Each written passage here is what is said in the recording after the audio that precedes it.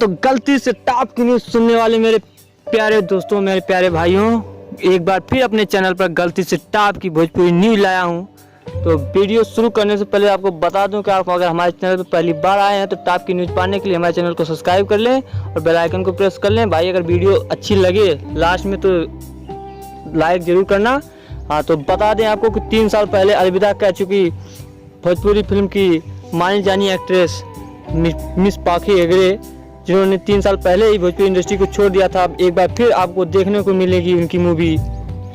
जी आपको बता दें कि इस समय सोशल मीडिया पर इनका एक फर्स्ट लुक जारी हुआ है जो कि बहुत तेज़ी से वायरल हुआ है। इस मूवी का नाम आपको बता दें कि प्यारी दादी माँ, जो कि मूवी में आप लोग पोस्टर में आप लोग देख पा रहे होंगे। इस तरह से आकर्षक पोस्टर लॉन्च किया गया है।